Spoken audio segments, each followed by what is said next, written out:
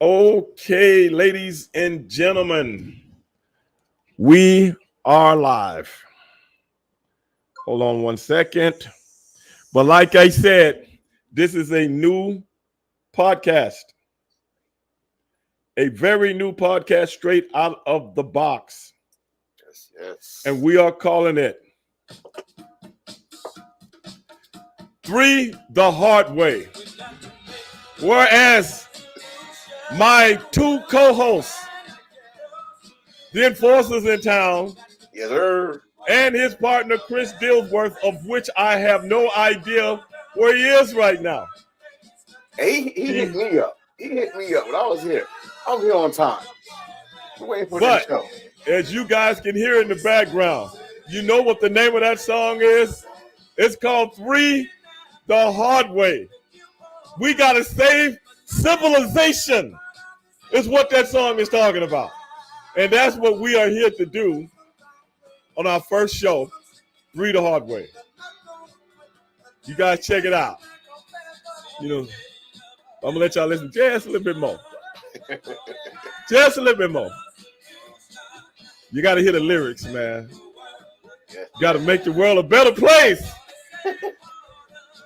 Got to save part of the human race. Do you hear me? Do you hear me, Enforcer? Yes, sir. I mean, yes. Forget the comments. What's going on? What's going on? All right. What's up, Kron? What's up, Queen? How you guys doing out there on our first episode of Three the Hard Way? And there he is now, Chris Dillsworth. As far as I'm good, Chris Dillsworth. Why you sound so low? There we go. Chris, you got to put your stuff on and be ready to go, man. Me and the enforcer have been here for some 5 to 10 minutes now, waiting for you to make your grand entrance. You know what? I'm tired of y'all pettiness. Y'all are not going to come for me. I'm ready to rock and roll. Turn your mic up. Let's go. Wait a minute. Hold on. Wait, can you hear it? Okay, I hear you better. I hear you much better now. Okay. Much better. Thank you. Appreciate it. Much better now. All right. Okay, guys. That's good. Like I said, everybody, this is our new podcast, Three the Hard Way, of which we will be talking about nothing but professional wrestling. So you guys have been asking me about this for the last 3 years. Stevie, why don't you talk about more professional wrestling, this, that, and the other? And I try to explain to you guys that professional wrestling sometimes is very boring to me. Sometimes I'd rather talk about watching paint dry. But with all that being said, you guys know Chris. You guys know the Enforcer. You guys have seen him on Straight Shooting with Stevie Ray many, many times. Now we are doing a new podcast together. And this is the thing. A lot of times, and this is what I've been telling people, Chris, Enforcer, we are going to have special guests that come to the show. But this is the kicker, Calcutta. This is the kicker, Stevenson. I'm never going to tell you who it is. When somebody come to the show, they just come. They might just break in, unexpected entry. You know, I have left certain channels open and say, hey, brother, if you want to come to the show, come to the show. If you don't, it's all good. If you do, if you forget and then say, I want to come on the show, you just pop in because we be ready for him, whoever it may be. That's what's going to be unique about this show. Calcutta. Yeah, Calcutta, get your keyboard out because I'm going to be coming to you for the rescue when I get in trouble.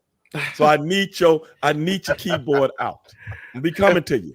But anyway, guys, how you guys doing tonight? Doing all right, man. Just recovering from Philly. That's key. That's went back to work today. Yes, it was awesome. The whole experience was awesome, though. As a matter of fact, hey man, I saw some of the pictures that you guys put out there. You know, some of the pictures you guys were taking with some of the fans and some of the wrestlers, so on and so forth, man. The experience with WrestleMania this year, I wasn't there, but to me, it seemed like it had a whole nother twist to it. Give me the 411 on that. So tell me where you want to start.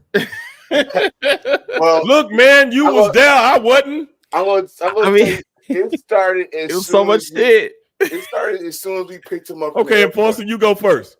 As soon as we picked him up from the airport, the first person we saw was Jake. I saw, Jake the Snake. Respectfully, he asked not to take pictures. He had his asthma and oxygen, and I respect his wishes. Okay. We picked up. Yeah, Chris. man, you see the man with oxygen. Why you want a picture? No. I guess he thought I was gonna come. I just said hi to him. I ain't say nothing about. Yeah. He probably seen you trying to sneak over. No, Anyway, go ahead. I don't need to do that. Yeah, sure you don't. Go ahead. So we went by the football stadium, the Lincoln Financial Field.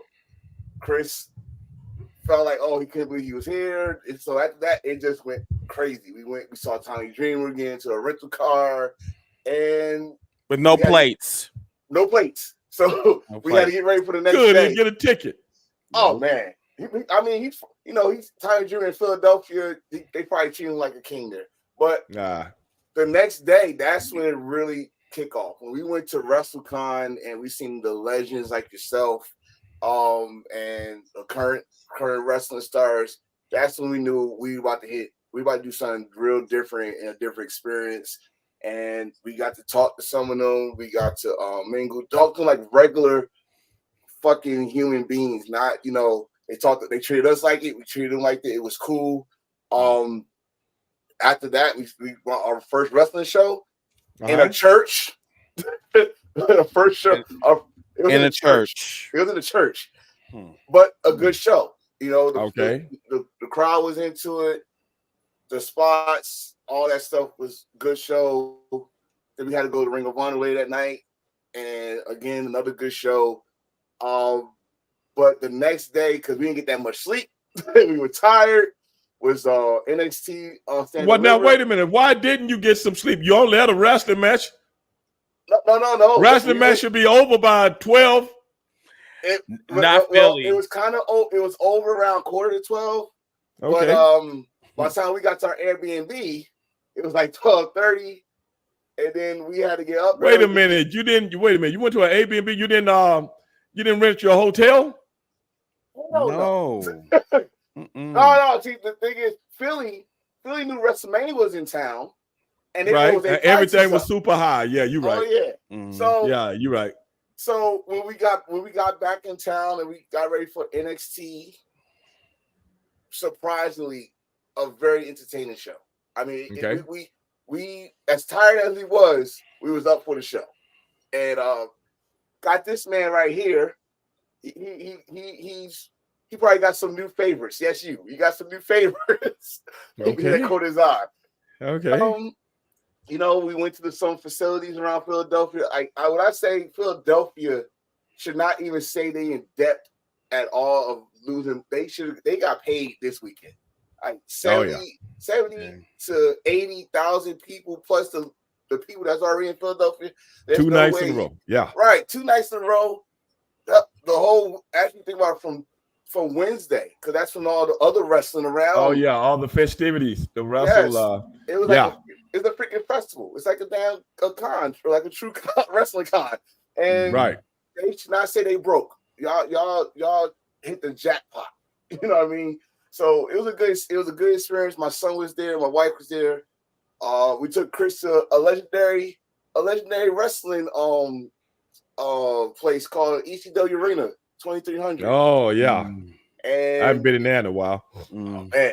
And they had a wrestling show in there. So it was a great experience being there. And like I said, we talked to some of the guys there. We talked to probably an old friend of yours named Tay Long. Who? Tay Long. Theodore Teddy? Long. Oh, okay. Yes, that's Teddy. We also saw your buddy. Your buddy was there. Sonny. Sonny. Oh, I know Sonny was there. Yeah. Mm-hmm. I know Sonny was there. Yeah, he was really being a fanboy. Yeah, that's what he is. Was he taking pictures and pointing at people? Yes, he was. That's all he does. Yes, he did. But nobody comes to take a picture with Sonny. Sonny goes to take a picture with everybody else. Yes, and this time he know how to work a selfie camera, so he do his own gig with a phone now. So yeah, I'm like, okay. I haven't seen him post the pictures yet on social media, but I'm waiting for him. Oh yeah, he's there. Mm-hmm. But see, this is the thing about the WrestleCons and things like that, man. I can do very well at a WrestleCon, but it's just too much. I don't like it's just too much going on, man. And in the cities when because the WrestleCon is always when the WrestleMania is going on, Mm-hmm. It's always tough. It's always tough, man. It's always tough to make money because you got everybody that's anybody at the convention. Because these conventions used to just be for legends. Right. People that didn't put the wrench time in. Now conventions are for anybody that's in the wrestling business. Mm-hmm. You could be doing little independent shows. And you show up at the conventions and stuff like that because of social media. They might have a YouTube channel, or they might do stuff on TikTok, or they might do stuff on Instagram, stuff like that. So it's totally different now, man. It's kind of saturated. Nothing against everybody trying to get their bag, but man, it's just tough, and I'm like, oh, brother. But anyway, but it what about like, you? Go ahead. But I was saying it seemed like it though, but the legends, I think the legends still get first bid of where. Well, like I said, at WrestleCon, you know what I'm saying? Not all the other ones. WrestleCon is always big enough for everybody because you got a zillion people in town. Most conventions, you ain't got a zillion people in town, if you know what I'm saying. Gotcha. Most conventions are just conventions, for the local wrestling fan. The local wrestling fan, not the worldwide wrestling fan. So it's just totally different at those. Right. Totally different. Right. But anyway, Chris, what about your experience? Man, I mean, shit, my experience was just extraordinary, I guess. Okay. That's a word that you want to, I guess. I mean, because like I said, this was my first time in Philly. And, man, I love Philly. I love Philadelphia. Philadelphia is just like fucking dope. Especially we went to the Rocky Steps or whatever. I was trying to skip to my loo up the steps, and I decided to walk. Okay. There was a long line for the Rocky statue, which I didn't understand. I didn't understand. We got to realize a lot of people ain't never been to Philadelphia before. Yeah, that's fine. And they've only seen that statue on television and in the movies. That's fine, but a lot of people didn't even know that. If you've never been to Philly, a lot of people don't even know that area. I get it, but they were on my time though, so like I didn't appreciate them being around the corner. That's one of the big tourists. It is. That one guy made those steps and all that. It's a worldwide phenomenon. You gotta understand because we know that this is WrestleMania. And everybody was worldwide. Like we met people from other places. So when they come to Philly, the first thing they want to do is go to that statue and run up those stairs. We saw like everybody run up those stairs. We was like, I'm not running up those stairs here. My knees go click, clack, click, clack. So I'm walking. Like an elevator, I'm trying to tell you. I'm just saying, though. But that line was like, it was long. Like, most definitely, bro. I mean, you got people from all over the world, bro. That's WrestleMania. But I remember the first time going to Philly, and I went there to see that area where they shot all that stuff at, and it's just like regular day. You know what I'm saying? It's just like regular stuff. But with WrestleMania in town, it's probably crazy. But anyway, man, let's get down to the real getting down. All right. Each guy today, ladies and gentlemen, we're gonna pick a match. I don't know what they picked. They don't know what I've picked. What match that they want to talk about, or what match I want to talk about, or what match each one of us want to talk about. But which match do you guys want to talk about out there? If you got any questions, the phone lines will be open later. 832-243-4428. That's if I hear the phone. 832-243-4428. Because the phone is off right now. I said it'll be on later. I didn't say it'll be on right now. That's a damn. I said it'll be on later. After we get through doing what we're doing. That is the structure of the show, ladies and gentlemen. So you guys got to get used to that. Phone don't come on till it's time to come on. I don't want you calling me talking about you tripped down the steps. in the middle of the show. I don't want that. Almost happen. But I digress. Probably did. But at the end of the day, 832, ladies and gentlemen, 243-4428. Now, we're going to start off with myself, since I wasn't there. We're going to start off, and I'm telling you right now, I had a few of the matches on my list. But the main event, and you guys might pick the same match. Mm-hmm. The main event, both nights in a row, captivated my attention. The main event, both nights in a row, especially the second night, captivated my attention. They got me. They got me. They swerved me. The anticipation. I already was on the record saying, if Cody Rhodes does not get it tonight, he ain't gonna get it, and he ain't never get it. Mm-hmm. And he got it. And boy, all the twists and turns to try to get it. Oh my goodness, man. My goodness. And I'm gonna tell you something, guys. I'm not entertained by a lot, because if I'd have seen it all and did it all. This got me. I had to give if I had been there, I had to give this. I really enjoyed it. I really love the swerves. Every time I thought this was going to happen, they even fooled me, because I remember if I was doing the match, I would have did it this way. You know, that's just how I'm thinking, because I'm from the wrestling world.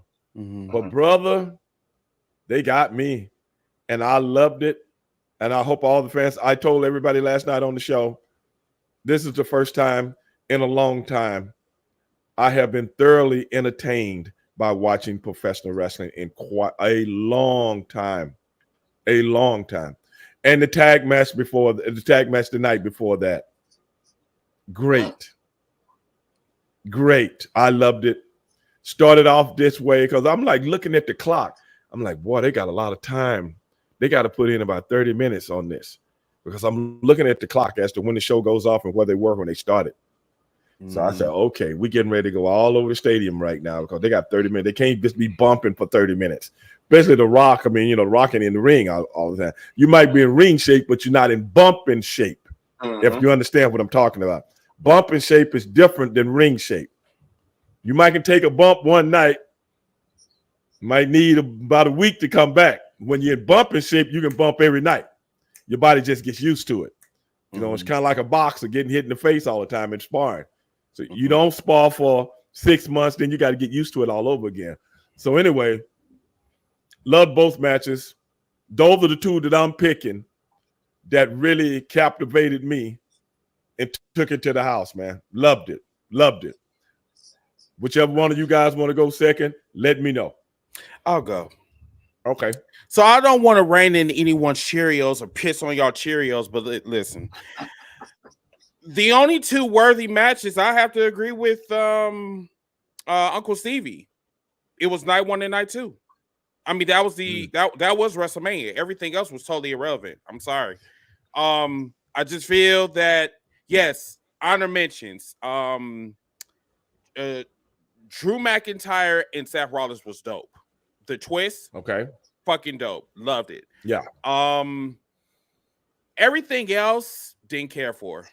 Just didn't. Now, I will tell you this. I think the highlight of WrestleMania also was Black Magic, even though part of the women's match, they were advertising Wingstop. That's the part that really bothered me the most. I'm just saying, like, listen. There's a story behind that, by the way. The only thing that they were missing, and I said this on my Sunday show, the only thing that they were missing was watermelon and chicken fried rice. That's the only thing they were missing. Okay. Okay. Man wipes. I don't understand why they were doing that. Maybe they were basically putting it out that you need to wash your ass before you come to wrestling shows. Hey, baby, I don't know. People pay for those asses. You got to put them out there. Yeah, but the thing about this, so if that means wiping your ass, wipe your ass. No, I'm not going to let you get away with that. You should use baby wipes. I'm telling you. But however, it is free for you to wash your ass. I'm not going to accept that. I'm just saying. I'm trying to help you. No, I'm trying to help you out. I'm trying to help you out because number one, I'm just letting you know we are not doing that, sir.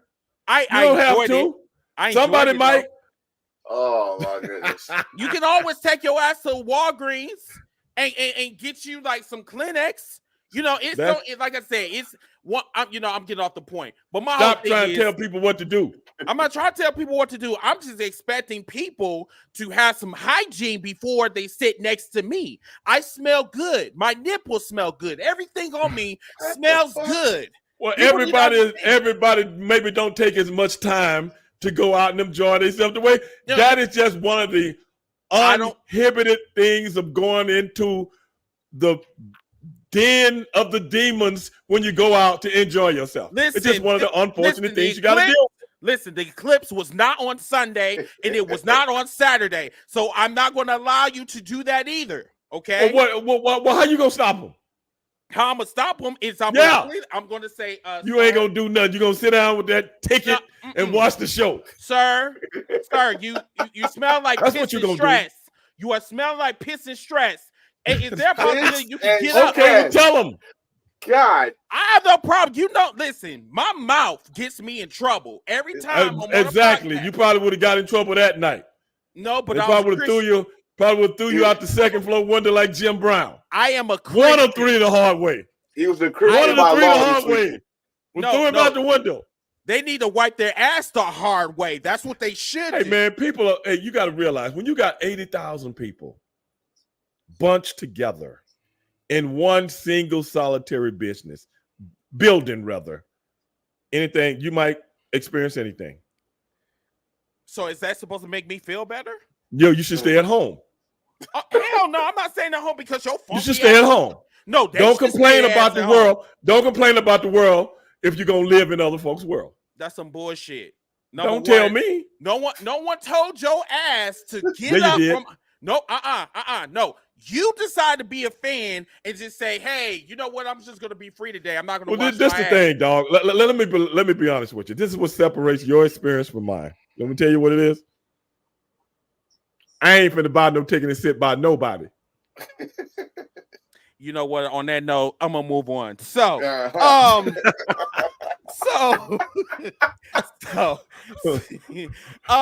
but no, going back to night 1 and night 2, the main events really was dope, but I do have to I do have to say this. I think overall, like WrestleMania was for me mid. It was cool, but it was just mid. I think they could have did a little bit better. Wasn't the best WrestleMania in the world. WrestleMania wasn't the best WrestleMania in the world. WrestleMania 17 still going to be the best. I don't give a fuck what you might say, huh? But this is another thing too. You say it wasn't the best? It wasn't. I'm saying this past one, it wasn't the best. Okay. Because this is the thing. In a show like that, when it's 2 nights, I'm gonna be honest with you. Even the ones I've attended, I don't like the 2-night deal. Yeah, me neither. I don't really care for 2 nights. The 2-night deal takes the ambiance of what the expectations away from you. If you see what I'm saying, I agree. It takes the ambiance of the expectation because now I'm being force fed. If you see what I'm saying, I'm being force fed because it's so much. Now I'm not taking away from it because people pay to see it. I'm just talking about from a entertainment point of view. How many movies have you seen that was over 3 hours and 15 minutes long? And you go, man, when this sucker gonna be over with? It was a couple of them. Batman versus Superman definitely was. Yes, it was the worst movie of all time. Yeah, that was one. What was that? Batman versus Superman. And it was probably one of the worst movies I've ever seen in my life. But you see, but then I went to I'm gonna tell you what was my first 3-hour movie. 1991, a movie called JFK. Oh, wait a minute. That was Kevin Costner, right? Yes. Okay. And by the fact that if you know anything about that whole situation, being in it and coming at it from an Oliver Stone, the way he was laying it out, it didn't seem like it was as long as it was, because with so many things connected that you're trying to figure out, because this is based on somebody's theory of what really happened. But like you said, there are others that you go, damn, man, this is, you really feel like it's longer than what it was. So that's what the reason I'm bringing that up is what I feel like the WrestleManias today do to me, if that makes any sense. Now the other part with night 2, and I agree with you on this one. When they were, I think the only downside about that was it's like we already knew who was coming out there because the dirt sheets are moist and they don't know when to shut the fuck up. And so that we already that takes away from a lot of the exactly. Yes. Exactly. So I was already upset because I already knew who was coming out there. The only swerve was the Undertaker, and I'm like, no. With all due respect to my elders, but who in the fuck told him to get up from his wheelchair and come up there? Like, what was the whole point? Now, I loved it. I didn't. I loved it. I didn't give a fuck about it. I loved it. Stone Cold should have because the one guy that you could have put in that position that nobody knew was coming from anywhere was the Undertaker. If you had did it with Hogan, you would have shit on it. If you had did it with Stone Cold, you would have shit on it. I wouldn't have. I wouldn't. Do that. But see, this is the thing. Stone Cold and The Rock at that time when they were together, they like this. That's the point. That's the point. Right. See, the Undertaker was undefeated for so long, so in essence, he's over The Rock. I get it, but at the you same don't time, get it. No, I get it. It's just you don't get it. My whole I get it. is no, you don't, because number one, there is no way that I want to see Rock versus Undertaker. Even though I get what you're saying, that yes, Undertaker is nostalgic. He is the personification of WrestleMania. I get that part, but that's right. Everybody was coming in like this was like freaking Avengers Endgame. Like if night one was Avengers Part 1. Part 2 was definitely Avengers Endgame. And the whole thing was all the pieces that came out there was fucking awesome. It was everybody that Roman screwed over or beat in his past. Totally got it. But the thing was Undertaker coming out there and chokeslamming them. I'm like, oh, okay. He chokeslammed The Rock. Yeah, but the thing is like it would make sense. They've been teasing this 316 though, like for a good 2 weeks. Like I know.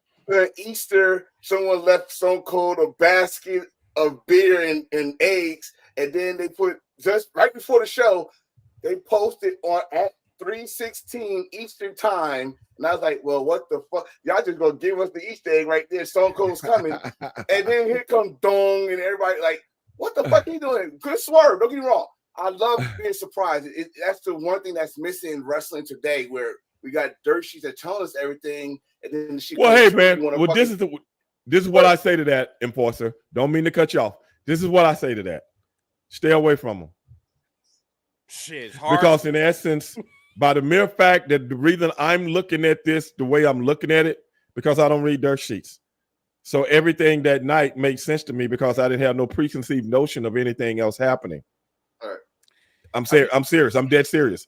But when you concentrate on that, it's taken away from the total enjoyment of what professional wrestling actually does. Correct. It takes away from that, bro. And these guys get off on that. It definitely does. But even if it's predictable,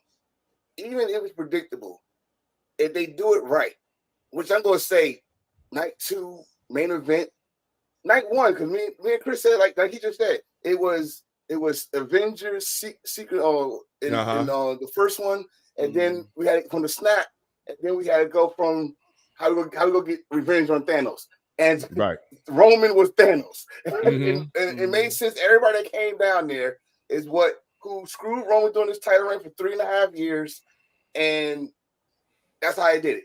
All right, it was. I'm gonna tell you what I would have done. This is just me.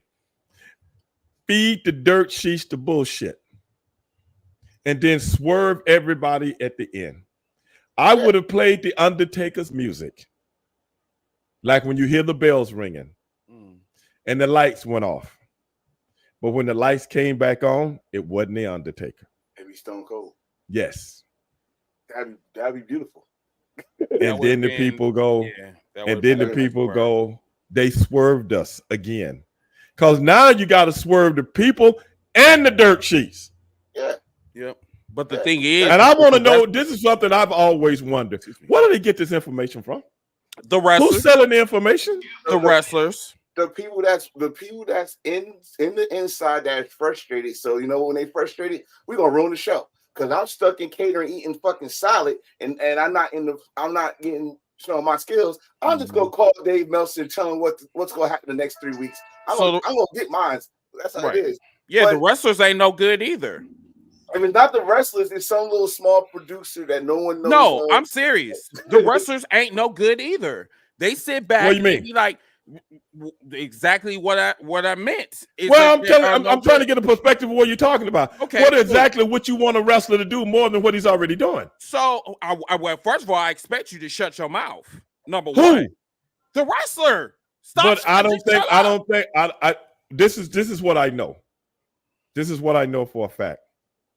If anybody is feeding Dave Meltzer anything, it's somebody in the office. Mm-hmm. The boys hate dirt sheets. We hate them. Seriously. Dirt sheets go way back before I ever got in the business. The boys hate dirt sheets. They can't stand a Dave Meltzer. We can't stand that. I gotta say disturbing to look at individual. I gotta say some of the boys. I'm telling you what I know. I know, but I gotta say some of the boys, because some of the boys use Dave Meltzer to get these jobs. See, this is the thing, bro. And all this shit. If you're under contract, this is what you don't understand. This is why I want to do this show, to enlighten people on how things really work. If someone finds out in any way, shape, or form that you're giving away privileged information and you're on the roster and not the person that built the totem pole, you're fired. Or they will bring you down. All this shit is in your contract. Now, I'm not talking about an AEW or some of these shows like that. You got to realize WWE is a part of pop culture right now. They are part of everything on TV like CSI. You ever seen somebody on a television show and they go on a new season coming up and they go, oh, where's your character going? This, that, and the other. Last year we saw you this, that, and the other. You ever notice they can't say shit about it? It's in your contract. It's television. You can't give it away. Now, if you are in the office, like a Triple H or some of those people like that, yeah, you can do that. And the reason why I'm saying this about the boys, they don't even tell you what the hell's going on. So how can you tell the world? So that goes back. If you're a wrestler, you do not know what's going. You know what's going on in your match when it's time. That is it. So that goes back to my original point. Who in the office? If you say the boys and the girls is not saying anything, okay? They can't. Okay, because they don't. There's no way people on the show can tell you what's going to happen in the main event and this, that, and the other until the day of the show. You know why? Mm-hmm. Because you see certain things people are doing. Mm-hmm. Okay, so on and so forth. Other than that, they don't let nobody know nothing. They let you know what Chris Dilworth doing in his match with Enforcer. I want y'all to work on this. Y'all gonna have 15 minutes, this, that, and the other, blah, blah, blah, because we can do this kind of angle, blah, blah, blah. And an agent will tell you this, that, and the other, blah, blah. That's it. That's all you know. You ain't got time. If 50 other guys on the roster, how you gonna know what everybody else doing? So, with that being said, who in the office is talking? I don't know. What I'm saying is, when you say wrestlers, no, wrestlers don't know shit. They're just like an actor that come to work on a sitcom, and the writer will tell you what your character doing today. You don't write the show. I'm gonna give you a prime example. Okay, how about this scenario? You got Young Bucks that's a wrestlers and EVPs. Young Bucks don't work in WWE. That's why I use them as an example. No, but I'm using my example with the Young Bucks. So they're EVPs and their wrestlers, and yet they're talking to Dave Meltzer. So what do you do in that scenario? But that they work for AEW. They got a whole different protocol. That's what I'm telling you. But don't you think that they got a whole different no? AEW is AEW. Whatever they do in the office, don't say nothing. They not WWE. That's associated with 50,000 Fortune 500 companies. Okay. And NBC and Peacock and Fox and ESPN and the NFL. They don't fuck up. These people, like The Rock told that referee, I don't fuck around. These people don't fuck around. Okay. So they keep all of that shit in house. Believe me. Once again, I understand about WWE. I get that. But once again, the people that's in the comments, I need y'all to follow along with me. I said, what about AEW? Their protocol, that is why I made the distinction between the two before I went off in my diatribe. I understand that, but my AEW is a house show compared to WWE. Okay. Well, that house show should they need all the help they can get. With that being said, that house show should not exist. If WWE was doing their job, that house show shouldn't be existing right now. You know what I'm saying? You know, why you say that? Hold on a second. Why do you say that? Why do I say? Listen, that will. Why do you say the house show shouldn't exist? That is another subject for a different. No. Let's talk about it. Okay, cool. All right. So I mean, I'm trying to figure that out. Hold on a second. Let's take this back in chronological order. Okay. I was talking about the swerve that went on. We started this by the swerve that went on in the main event Sunday night. Okay. And then that got to how Dave Meltzer talks about this, that, and the other, and who's talking to him. Okay. And that's why, like I said, I made the distinction between WWE and how things work as opposed to AEW. Okay. AEW, a lot of those guys ain't got the kind of ironclad contracts that WWE has. That's why you see guys coming and going. WWE contracts are like, oh my God. Like I said, you can come in with your old gimmick from somewhere else in AEW. You can't do that in WWE. Everything with them, your likeness, your name, everything, they're controlling it. That is why if you go against the grain, shit, they can suspend you, they can find you, all kinds of things. That doesn't happen in things like AEW. AEW is just getting off the ground. They're just trying to get traction, man. One day they might get to Ringling Brothers, and how many circles you can see out there, but you ain't never seen Ringling Brothers. None of them compare to Ringling Brothers and Barnum and Bailey. None of them. You know why? They invented it. All these other little circles just trying to, the Universal Soul. So I don't know if you ever seen. Remember the Universal Soul Circle? That was cool. Black people doing the lions and the high rope and stuff like that. It was great. But it wasn't like when I used to go to Ringling Brothers and Barnum and Bailey when I was a little kid. And you see them people way up there in the 18, 20,000 seat building. And the little Universal Soul Circle, they done built a tent over there in the Fiesta parking lot, which is still good. But it ain't the same. It ain't the same. The Young Bucks, whatever their situation is, only thing I'm going to say to you is this. If they were in WWE, they wouldn't be able to do it. Of course not. But this the thing I think I told Chris about this. When you made a name of yourself somewhere else, what WWE does is whatever you did outside WWE don't matter. Okay? Don't matter. I don't care your name. According, I have to disagree with that. No. I have to disagree because let's talk about Cody Rhodes. As I said, let me finish. Wait a minute. The Cody Rhodes thing is not. That's an anomaly because Cody Rhodes came from WWE first. He did. He went somewhere, rebuilt his name, and came back. That's different. But he was already Cody Rhodes when he left. Well, when you bring up Cody Rhodes, all right, before he's an anomaly. Left, he was Stardust, dashing. He had to go out, build himself as Cody because he did not own the Rhodes name. He was Cody. And he finally got the Rhodes name, so he backed that. But WWE brought him back. It's something he built up outside WWE was the American Nightmare. And what happened in that contract, he said, I'm not coming back as Stardust. I'm not coming back as Dashing. I'm coming back as what I built. You came to me. I didn't come to you. That is the deal. It's now with WWE, there are certain people that got that right to have their name when they come, that they worked on outside of it and come in with that name. Samoa Joe, AJ Styles, Adam Cole at the time, certain people, Kyle O'Reilly, and the list goes on. But when they come to you and you're not that big, you're just big in a small market.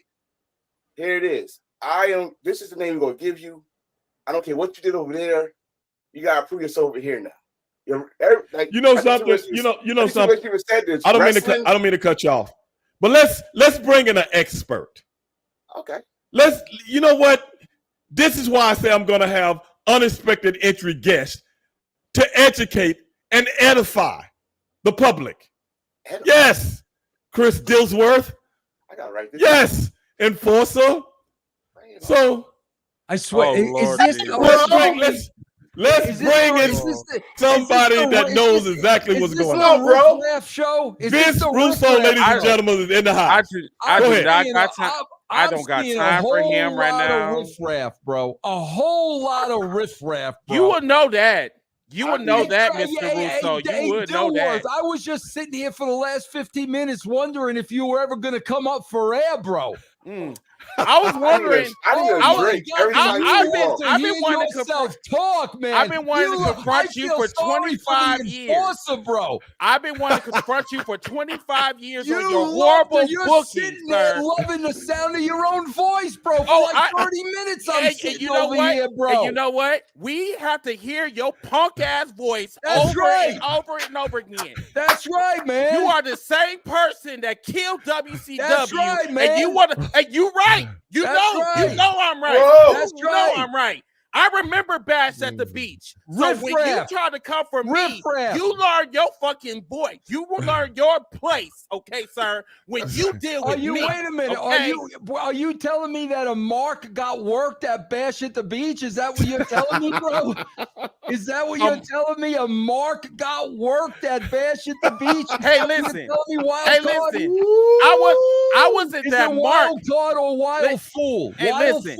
Listen. I wasn't that mark. I wasn't that mark that booked myself to be champion to be relevant, sir. Bro, what did you dress yourself in a comic book today? So understand that. Bro, what did you take a comic book and sew the pages together and throw it on this morning? What the hell are you wearing, bro? I mean, what the hell you? Stevie, I don't even know if me and you can do a show anymore if you're hanging around with this riff-raff on odd number days, Stevie. Now, Vince, I can't have you can't come on and excoriate my two partners like this. You can't excoriate them. I want him to keep that same energy. Dillsworth is marking out for me, bro. Like a fanboy, bro.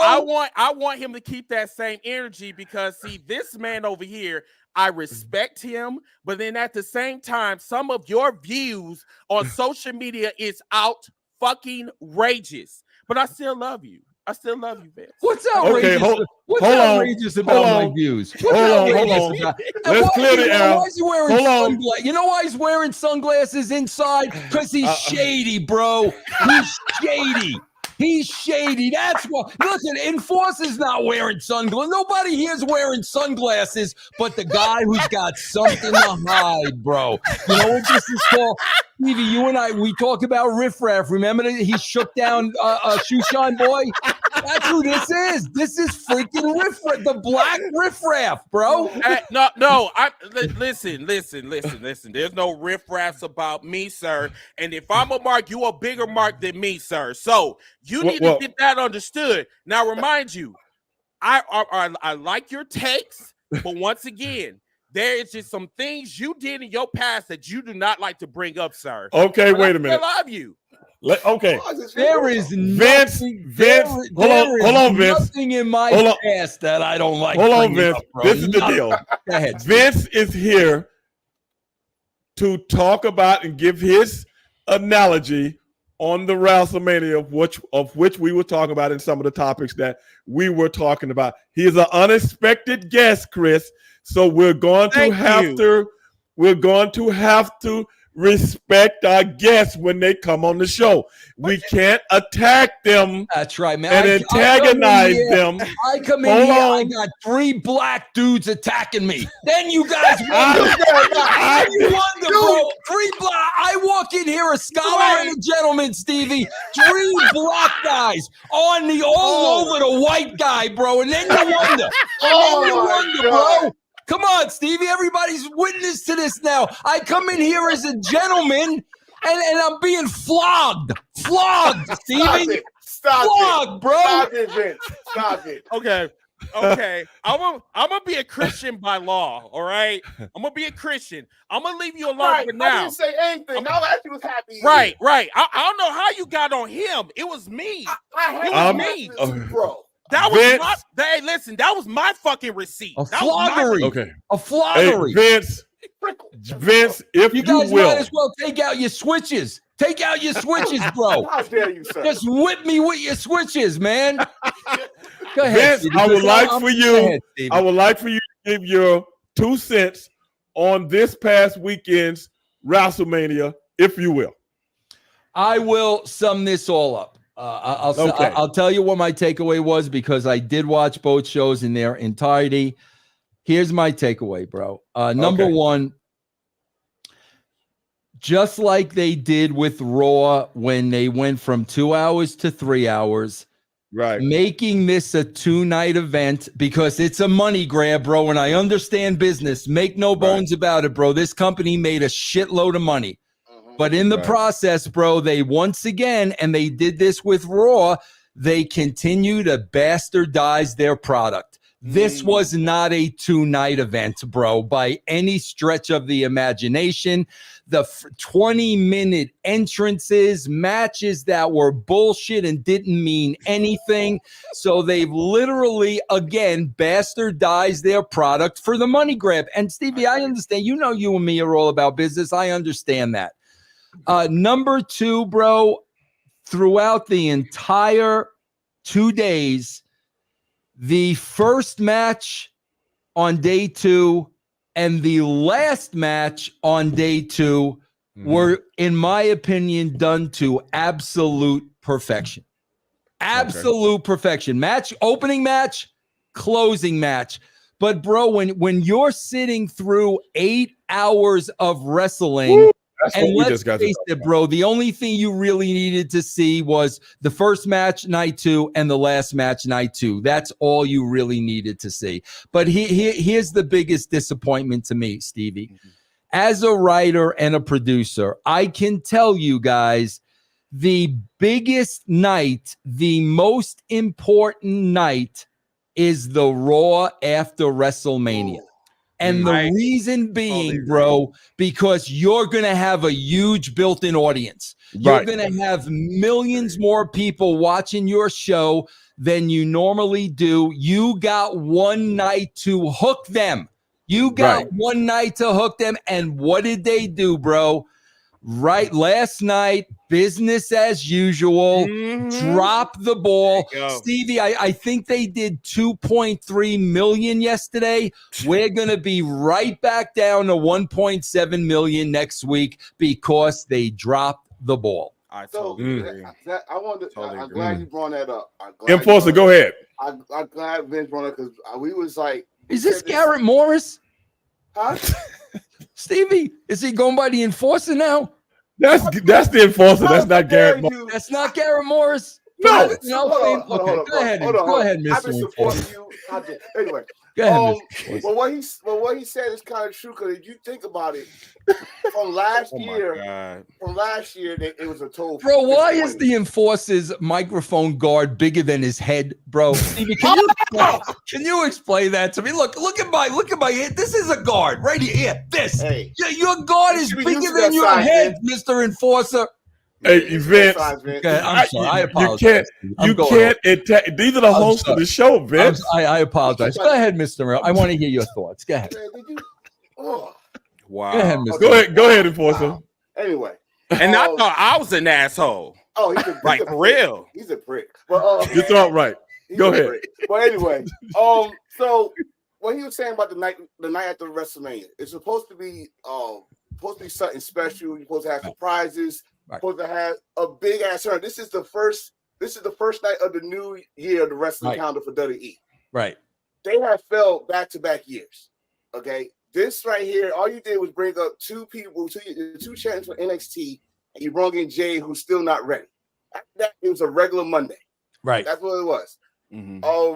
Going back to WrestleMania, I'm going to agree with that one too, because everything from Drew being an asshole on social media to being an asshole on TV with CM Punk was perfect. He deserved to win. Seth Rollins did all he could do. His body's tore it up. Cool. CM Punk being an asshole and the cash in was perfect. We called it for months, but it was still perfect.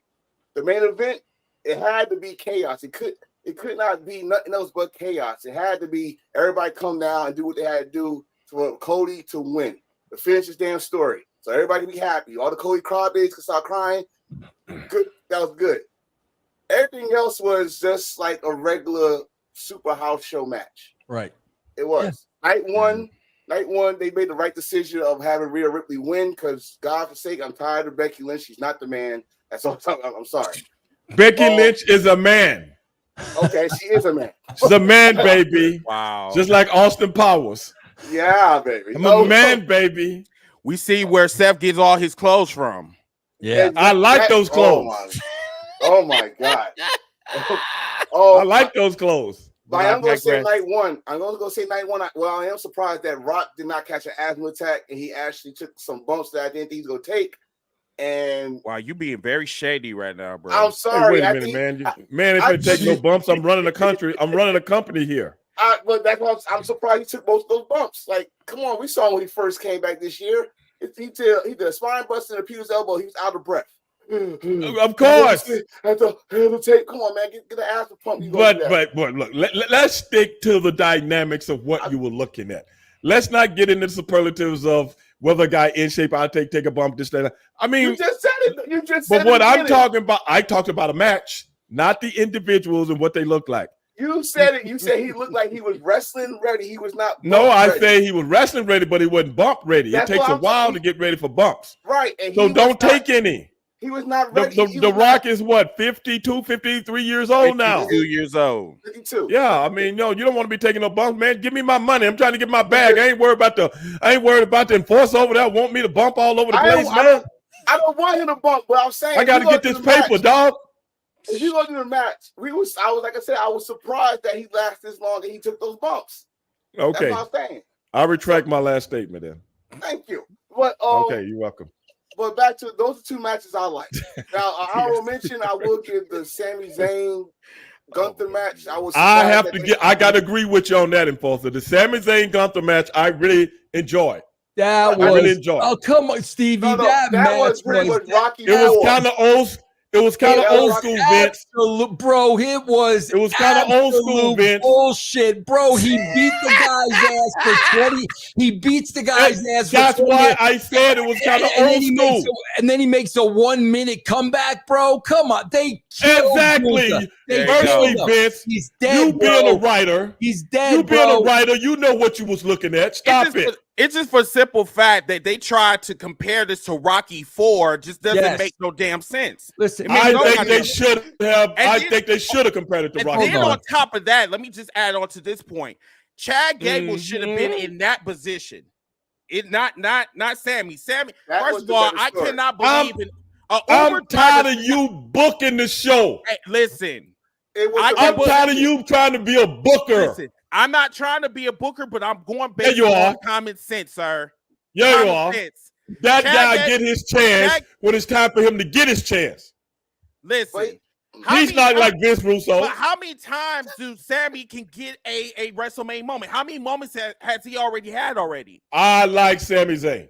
I don't give a damn if you like Sami Zayn. I'm not gonna have you cursing me. I'm not gonna have you cursing me on this the same show I'm on with you. Okay, Stevie Ray. Let's talk logic here. We are talking logic. Please. Okay, bro. Sami Zayn walks into a bar and he's gonna fight Stevie Ray, just like he walks into a bar. He's gonna fight Gunther.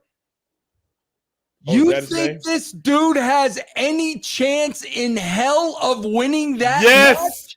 Yes. You know why? You know why? He's have Jewish. Have you seen Gunther's legs? He wasn't doing 675 on the squat rack like your boy. They killed. He wasn't. Did you see them? Did you see them Gimli legs? After Gunther loses to Sami Zayn, anybody can beat him. They killed Gunther, bro. Killed him. Dead in the water. Gunther. Okay, so Vince, who would you have put in that position? That's what I'm glad. Instead of Sammy. Well, originally it was supposed to be Brock and Gunther before all that shit went down with Brock. Right. How do you go from Brock to Sami freaking Zayn, bro? Hey, man, you gotta stop. If you stop pimping hoes, you would have been in the match. That was a travesty. It was so unbelievable. Stop macking hoes. See, but I mean, like, I'm just giving some advice. That's all I'm doing. Brock Lesnar had no control over pimping hoes. Yes, he had did. No control over that. Yeah, he did. He only you got a right to say no. No, you got a right to say no. He only was invited to the clitoris. Nothing more, nothing less. That don't make no difference. That don't make no difference, bro. All right. Keep your nose clean, dog, and get the paper, get the bag. You ever heard of that? Get your bag.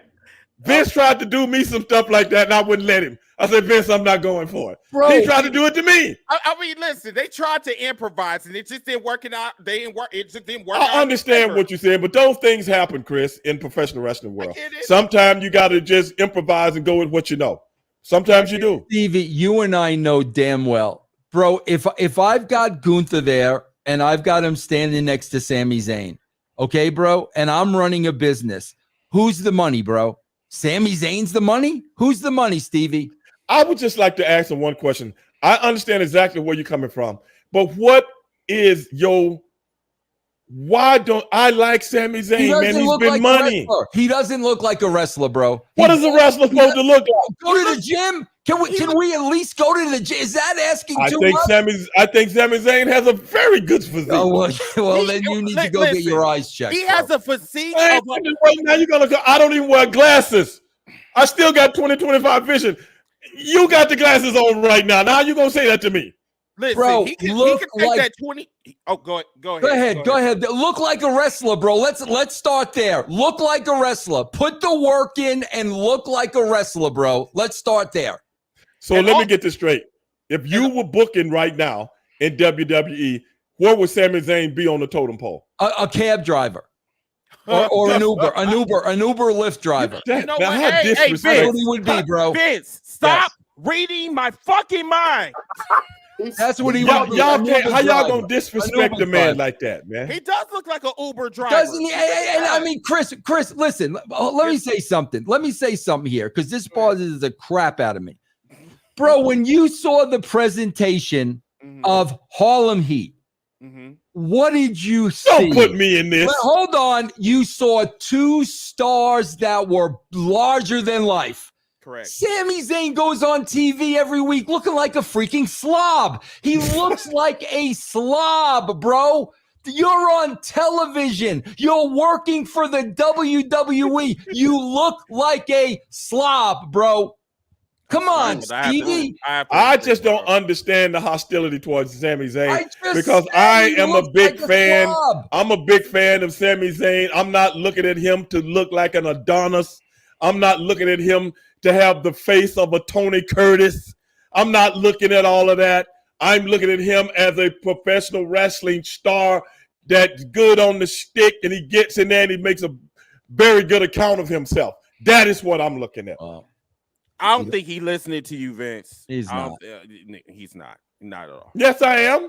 No, he's not. No, I just don't have the hostility towards certain guys the way y'all do. Is that something wrong? That doesn't make me so wrong. Hostility. If you're gonna call yourself a professional wrestler, look like a wrestler. That's not hostility. Look like a wrestler, bro. Okay, but how did he get this far without looking like a wrestler? He had a Shouldn't that be? Shouldn't he get credit for something? No, bro, because they go through the system at NXT and everybody picks their little favorites. And obviously, Sami Zayn is a favorite, bro. Obviously. He is. I mean, because when he was in that Bloodline storyline, he literally saved the Bloodline because the Bloodline storyline. But why don't you give him credit for that? I already gave him credit last year. I don't need to give him credit. I'm talking about tonight. Not last year. I'll tell you why. Because when he was in the Bloodline, his comedy got him over. His comedy. As a wrestler, he doesn't look like he can beat anybody, bro. If you stick with the comedy, do that then. But you're gonna tell me you believe for 1 second this guy could have beat Gunther in a fight. You believe that for 1 second. And Stevie, you and I both know. I just have to tell you. Hold on, bro. Hold on. You and I both know, bro, the great Muhammad Ali. What did he do with Foreman? Exactly what he said. I'm going to rope-a-dope him, bro. This dude's going to punch himself out. Bro, they didn't even do that. He made a comeback out of nowhere, and then he goes over. At least do the rope-a-dope. At least let Gunther beat the shit and keep telling him to come on. Let's see Gunther punch himself out, getting exhausted. That's not what we saw, bro. Mm-hmm. I'm like this. I'm looking at Gunther. I'm looking at those hamstrings. Okay. You know what? You and these hamstrings. I'm looking at I'm looking at the quadriceps. I'm looking at those narrow shoulders and that gooseneck. I'm telling you right now. This is really moist energy. He ain't beating nobody. You put him in a bar, he ain't beating nobody. This is moist energy right now, Stevie. Say what? This is moist energy that you're having right now, sir. Dog, I'm just looking at things a little different than y'all. I understand where you're coming from, but you can realize I worked in clubs for years. I was Patrick Swayze before Patrick Swayze. Yeah, and guys like Sami Zayn beat you up. Go ahead, say it. Say it. Guys like Sami Zayn beat you up, Stevie. You and Ahmed. Sami Zayn came in the bar and beat the both of you guys. You know what? You ain't shit. What I'm saying is this. Mm-hmm. You remember what Patrick Swayze told the guys that work in the club? Never underestimate your opponent. That's true. That's true. You dig? Never underestimate your opponent, because I've seen guys that don't look like much, but they were something to deal with. I've seen this. So you just can't look at a guy and go, well, he ain't nothing because he's got cargo pants on. Can't do that. And I've seen guys that look like Gunther with those long legs, long arms. There you go again. And can't whoop gnats out his own ass. I've seen this. So I'm taking it that you don't care for Gunther. No, I like Gunther. I just don't like how you guys are looking at that match and say this guy wouldn't be able to beat this match if you put it on paper and you seen it in real life and they was in a bar and this, that, and the other. Okay. I mean, okay, let's talk. All I'm saying. Let's talk wrestling terms, Stevie. Okay. They did not lay out the match in a way that was believable. I agree with that. Okay, well, that's a big part of the problem. That's a big part of the problem, bro. Keep in mind, bro, if you guys watch, I would like for Gunther to go to the gym. I would like for him to get in the gym with somebody that's a little bit a professional and put some muscle on him. What about that, bro? He's lean. That's the problem. He was a big guy. He was huge. He was a big guy. He was huge. He wasn't muscular. No, he was huge. He was big. He was thick. Yeah, look at him now. Hey, you guys watch Raw, right? Yeah, unfortunately. Bro, correct me if I'm wrong. Mm-hmm. So, in other words, you're telling me Sami Zayn worked out with Chad Gable for 1 week, and that was enough for him to beat Gunther. That's what you want me to believe. For 1 week, he worked out with Gable, and now we could come on. Stevie, they told a horrible story. Hey, he told a horrible story. You know what, Vince? I get that story. I get it. Vince, I get where they were trying to go with that. But they failed. I think, Vince, you are a natural contrarian. And I think it's coming out right now on this podcast. Is that like a librarian? Certain Is that a lot like a librarian, a contrarian? No, you know exactly what I'm talking about. You know, Hey, bro, is the enforcer? Hold on, because I'm starting to connect the dots. Is the enforcer the dude that got jacked up by the cops that scarred you for your entire life? What cops? Remember the story? What's the guy's name? Stinky, Slinky? What's the guy's name that got jacked? Is that him? You know what? Is that him, bro? What's the guy's name again? You know what? Stevie, what's the dude's name that got jacked up by the cops in front of you and it scarred you for life? You gonna let him come for you like that? That bro? was a private story, bro. Who was the guy's Why name? you gonna bring this out? Why you gonna bring this out? Is this him? You gonna let him come for you like that, bro? This is the deal, bro. I'll let you know what's going on. Yeah. I was telling you, me and Vince was talking about police I'll be in brutality. New York next week. One day on the show, we were talking about police brutality, and I was trying to tell Vince about certain things of where I come from, my upbringing, some of the things I've seen, and I told Vince a story about I witnessed police brutality when I was about 14, 15 years old. Very close. And I had never seen nothing like this in my life. And I'm not saying it scarred me, but it brought me to a real realization of the system of which we live in to this day. See, Vince is not telling you the whole story. And it was a friend of mine, enforcer. It was a friend of mine, Chris. Stinky? His name was Fat Daddy. Okay? See, he laughed. Fat Daddy? This is a very serious. This is a very serious story. You're talking about a preteen. You're talking about a preteen that sees something. Huh? Vince just got to swear to say that name again. That's what he wanted to hear. That never gets old. He wanted to hear you say Fat Daddy again. Yeah. You know, Why? He wasn't a fat guy. He was actually pretty muscular. How did he get the name Fat Daddy? I don't know. I don't want. Nobody knows. You got to realize when you grow up in the inner city like I grew up in, everybody got nicknames, and you don't know where they come from. You just call them that for the rest of their life. A lot of people, you don't even know what their real names are. But anyway, okay. A situation that went down. This was a very serious story, and I really don't appreciate how Vince has turned it into something, funny and hilarious. You know what I'm saying? Look at him. Take a look at him right now. He swerved you. Take a look at him. Right, he really did swerve you, bro. Take a look at him right now. Look at him, man. This is a very, very. I poured my heart out to the man and try to let the man know. We do a show called Black and White, and we talk about black and white issues. Look, he's laughing, man. He's laughing. He swerved you. You know what I'm saying? Get on my ass. Okay, now, Fat Daddy. No. See, that's not the end of the story. That's not the end of the story, Enforcer. It's more than just Fat Daddy. I'm just giving you the intro. I'm just giving you the intro. Don't do it. This is the deal. Back in those days, it was certain families that always had things going on. Okay. And I'm going to end the show with this since he brought it up, because I really don't like thinking about things like this. But be that as it may, a situation happened with a family on the other end of the street in which I lived.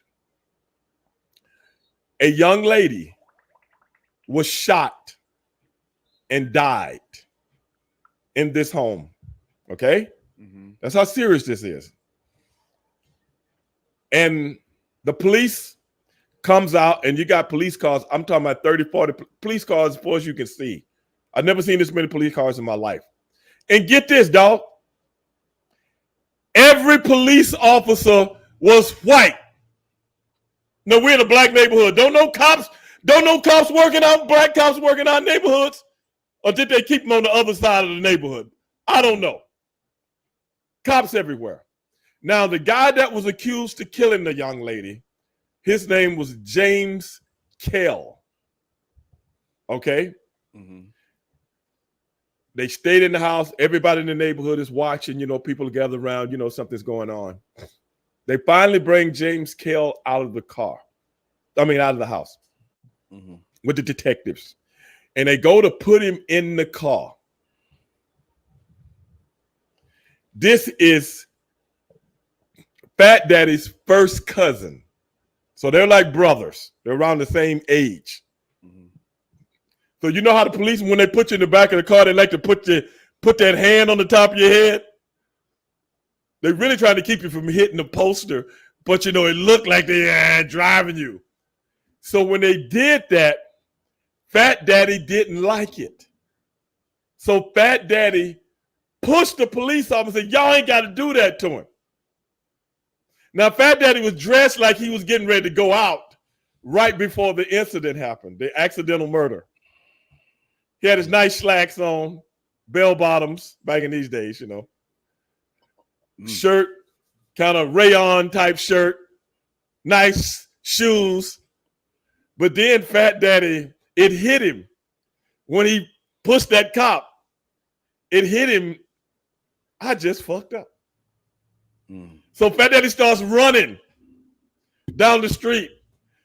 And you know what's going to happen when a black guy runs in the middle of the night and white cops see him running. He must have did something. Mm-hmm. Pop. So Fat Daddy's hauling ass, and Fat Daddy's fast, but he got the pimp shoes on, so he can't get traction. He got the dress shoes on, he can't get traction. So we got houses on this side of the street. So he started running in people's yards trying to swerve. But man, I ain't never seen some white folks run this fast in my life. They caught Fat Daddy, right? That's racist. Now get this, Chris. They caught Fat Daddy. They didn't apprehend him. Guess what they do, Chris? What they do? Guess what they do, Enforcer? What they do, bro? They start beating him up. So his uncle, by the name of Sleepy, that's who Vince was really trying to think of. Sleepy, yeah, thank you. His uncle, Sleepy. His uncle by the name of Sleepy. I mean, This is something you see on a cartoon. I can't even see Fat Daddy. I can't even see him. Why is his name? All these cops are on him. Say what? Why is his name Sleepy? Because it's all riffraff. Fat Daddy's Sleepy. This is riffraff. I can't even see of a Fat Albert. I can't even see Fat Daddy. If the cops are on him, you know how you ever see a football game when it's a fumble and everybody jumps or trying to get the ball? Yeah, That's what it looked like. Fat Daddy was the ball. Everybody trying to get a piece of it. I swear to God, this is a true story. I couldn't even see him. So finally, they let Fat Daddy up. Oh my God! And I swear to God, he looked like he had been in a cage with 15 baby bobcats. That's what his clothes and his hair was messed. His fro was all messed up and everything, man. And they got his hands behind his back. But while the scrum was going on, he looked at me laughing again. Hold on, this is the best part of the story. This is the best part of the story. Go ahead, Stevie. Go ahead. What happened? I should be getting my Jack Daniels right now because this next part of the story scarred Stevie for the rest of his life. Go ahead, Stevie. I've never seen nothing like. I'm a kid, man.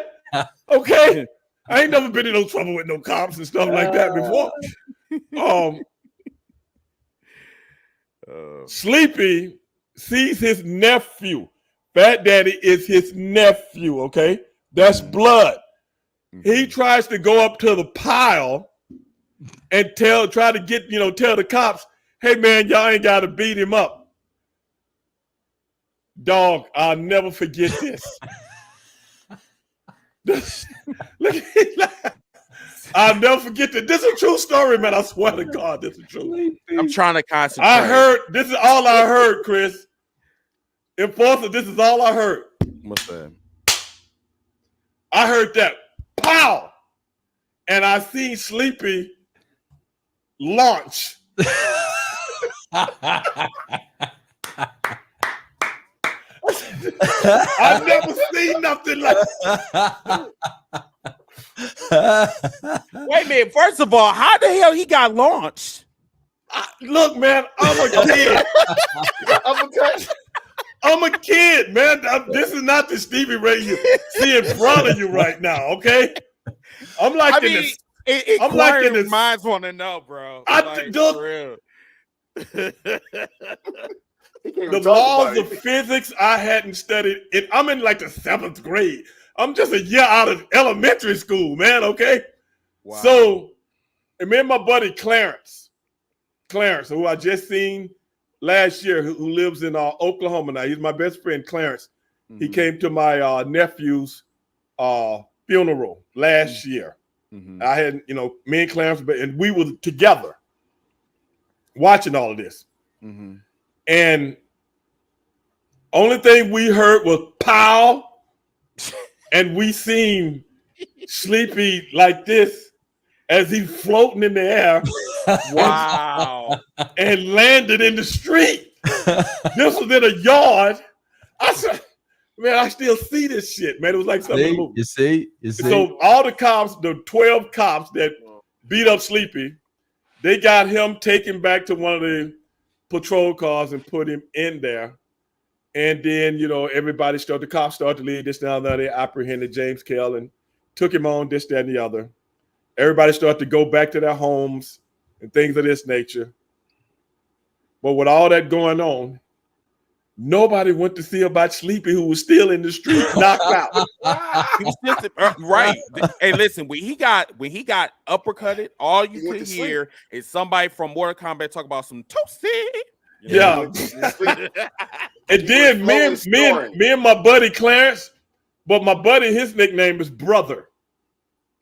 Wait, what? So me and Brother, I don't ask me what a nickname came from. Fine. But me and Brother sit there and watched him as everybody went back in their houses, and he finally comes to.